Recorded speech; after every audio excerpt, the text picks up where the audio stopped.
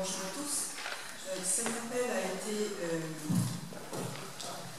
signé par Lucie et Raymond Braque, Henri Bartoli, Daniel Cordier, Philippe de Chartres, Stéphane Essel, Maurice Kriegel-Vadrimont, Lise London, Georges Segui, Germaine Tillon, Jean-Pierre Vernant, Maurice Bouquet. J'en ai dit un, c'est Jean-Pierre. Cet appel des résistants aux jeunes générations a été donc, comme vous venez de le dire, rendu public le 8 mars 2004. Pour moi, personnellement, c'est le dernier acte politique de mon père, puisqu'il est décédé le 27 octobre 2005.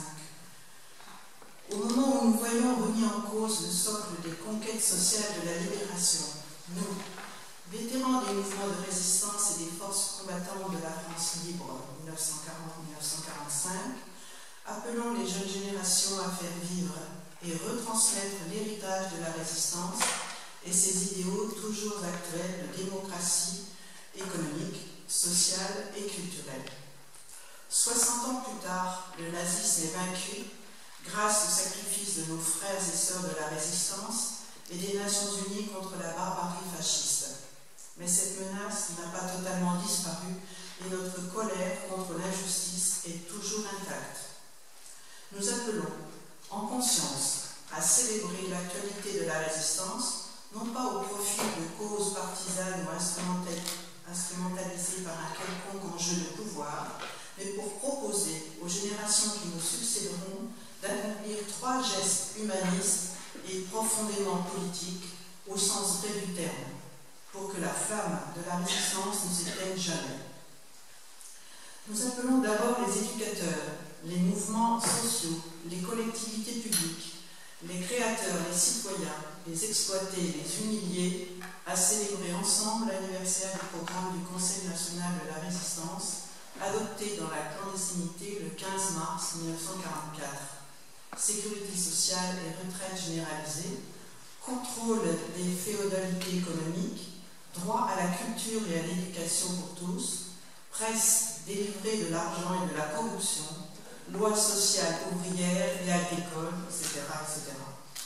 Comment peut-il manquer aujourd'hui de l'argent pour maintenir et prolonger ces conquêtes sociales alors que la production de richesses a considérablement augmenté depuis la libération, période où l'Europe était ruinée?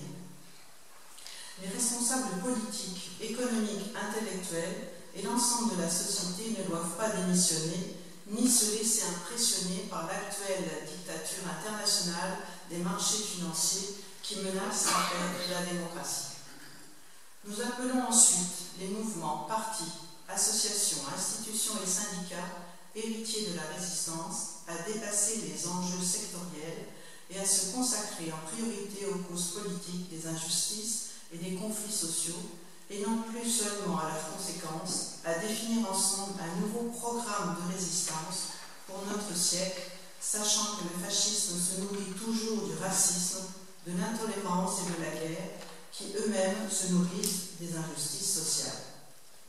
Nous appelons enfin les enfants, les jeunes, les parents, les anciens et les grands-parents, les éducateurs, les autorités publiques à une véritable insurrection pacifique contre les moyens de communication de masse qui ne proposent comme horizon pour notre jeunesse que la consommation marchande, le mépris des plus faibles et de la culture, l'amnésie généralisée et la compétition à outrance de tous contre tous.